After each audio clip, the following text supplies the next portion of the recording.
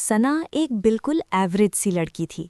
ना स्कूल में कभी कोई बड़ी अचीवमेंट, ना स्पोर्ट्स में कोई मेडल, और ना ही कभी किसी ने उसे खास तारीफ दी। हर जगह कंपैरिजन्स होते थे और अक्सर उसे कमज़ोर समझा जाता। घर भी सुकून की जगह नहीं था, रोज़ की लड़ाइयाँ, इल्ज़ाम और नेगेटिविटी। जब एक बच्चा महसूस करे कि उसकी कोई कद्र नहीं, तो वो किसी न किसी तरीके से नज़रों में आने की कोशिश करता है। सना ने ये सीख लिया था कि अगर वो अपनी दुख भरी कहानियां सुनाए तो लोग उस पर तरस खाते हैं, समझने की कोशिश करते हैं, और कुछ लम्हों के लिए ही सही वो खुद को इम्पॉर्टेंट महसूस करती है। ये धीरे धीरे उसकी आदत बन गई। सिंपैथी लेना आसान था, ना खुद पर काम करना पड़ता, ना अपनी गलती देखनी होती, बस शिकायत, बस रोना और लोगों की तवज्जो उसकी तरफ। फिर सना की शादी हुई। जिंदगी ने जैसे नया रुख ले लिया। उसका शौहर अच्छा था, समझदार, नर्म मिजाज और नेक, प्यार से बात करता, उसका ख्याल रखता और कभी आवाज़ बुलंद नहीं करता। मगर ये सब सना के लिए अजीब था। उसने कभी इतना सुकून देखा ही नहीं था। उसे ये प्यार घुटन सा लगने लगा और अंदर ही अंदर बेचैनी बढ़ने लगी। उसने काम करने की बात की, हालांकि पैसों की कोई कमी नहीं थी। शौहर ने फिर भी सपोर्ट किया।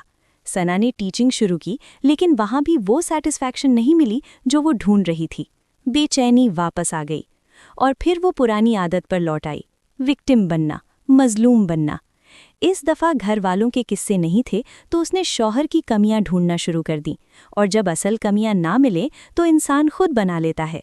छोटी छोटी बातों को बड़ा बनाना, वो मुझे समझता नहीं, वो अपनी फैमिली को मुझसे ज़्यादा अहमियत देता है, वो मेरी तारीफ नहीं करता।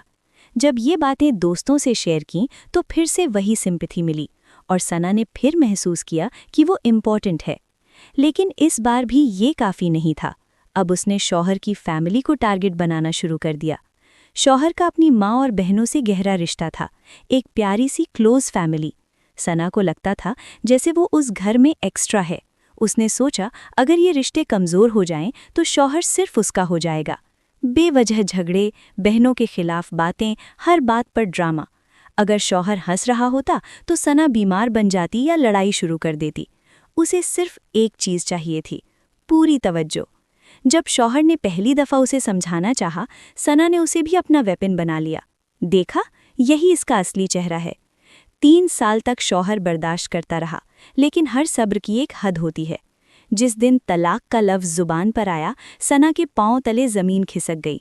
इस बार ना सिंपैथी काम आई, ना आंसू। दोस्त थक चुके थे। और फिर शौहर चला गया। उस वक्त सना टूट गई, मगर पहली दफ़ा उसे खुद से सच बोलने का मौका मिला। उसने देखा कि कैसे वो हमेशा अटेंशन के लिए खुद को मजलूम दिखाती रही और नेक लोगों को भी गलत साबित करती रही। उसने थेरेपी शुरू की, अपनी आदतें समझना शुरू की, तौबा की, अल्लाह से माफ़ी मांगी। धीरे धीरे उसने अपनी ज़िंदगी को नई सिरे से बनाना शुरू किया। एक दिन एक स्टूडेंट ने कहा, मिस, आप मेरी फेवरेट टीचर हैं।